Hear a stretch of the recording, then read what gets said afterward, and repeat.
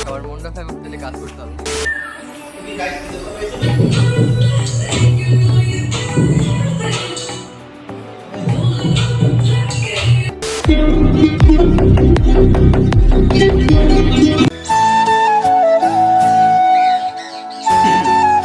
তো hi guys, আসসালামু আলাইকুম, welcome to my another video. আবারও চলে আসলাম আবার নতুন একটা ভিডিও, নতুন একটা সময় নিয়ে। আজকে শুটিং করতে গাইস, জাস্ট কি বলবো, প্রায় 1-2 মাস পর আসছি ভিডিও করতে। আমার চ্যানেলে কোনো লং ভিডিও দেওয়া হচ্ছে না, সব হচ্ছে ছোটো ছোটো ভিডিও, মানে শর্ট ভিডিও দেওয়া হচ্ছে। শর্ট ভিডিও দিতে দিতে সবাই বোরিং হয়ে গেছে। তো এখন আমি চেষ্টা করতেছি যে নতুন নতুন বড় বড় ভিডিওগুলো দিব, নতুন নতুন আপকামিং যে গানগুলো ওগুলো। তো আজকে কন্টেম্পোরারি কিছু স্টেপ থাকবে, তারপর আরও কিছু কিছু স্টেপ নিব।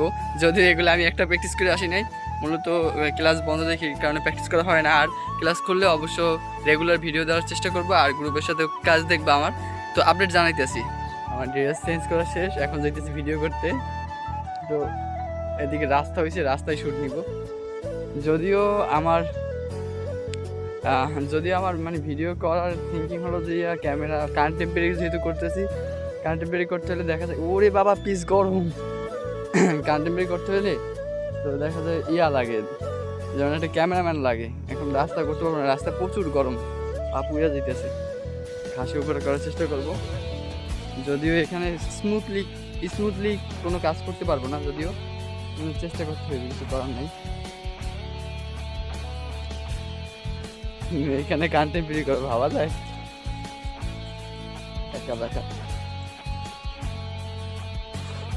করি, দেখি কি হয়।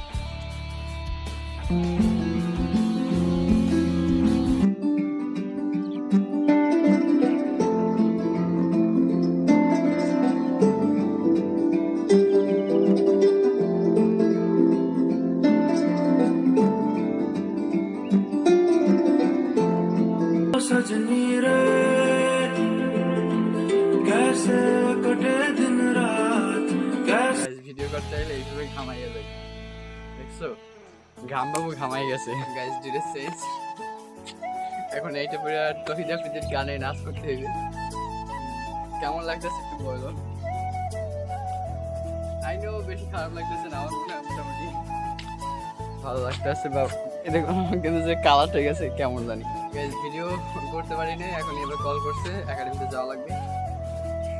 এখন কিছু করার তো নাই। এটা ছিল আমার দ্বিতীয় গেটআপ। গেটআপ পরিবর্তন হয়েছে, কিন্তু কাজগুলো করতে পারবো না, কিছু করার নাই।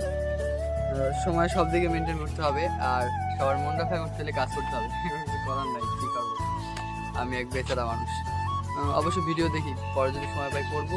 আর আমার চ্যানেলে ভিডিও করতে কিন্তু ঝামেলা হয়, কিছু একটা না কিছু একটা হবেই। দেখি, ভালো কিছুর অপেক্ষায় থাকো তো তোমরা, অবশ্যই ভালো কিছু পাবা। এই রোদ্রের ভিতরে যত জামা কাপড় আছে সবই ভিজে গেছে, কিন্তু যে আমি আস্তে আস্তে ক্লাসে আইসা পড়ছি।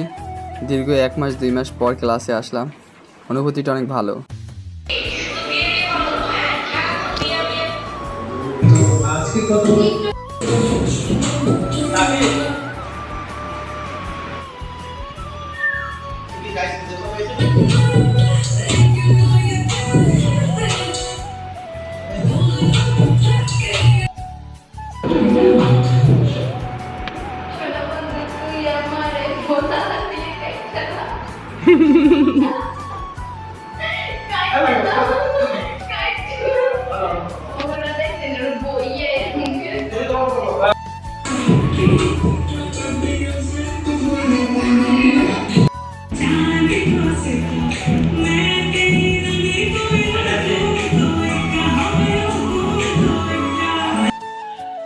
সো গাইস, আজকের ভিডিও এই পর্যন্তই। এতক্ষণ পর্যন্ত যারা আমার ভিডিওটা সম্পূর্ণ দেখছো সবাইকে অনেক অনেক ধন্যবাদ, আর থ্যাংকস ফর ওয়াচিং ভিডিও। আর পরবর্তী ভিডিও দেখার জন্য অনুরোধ রইল।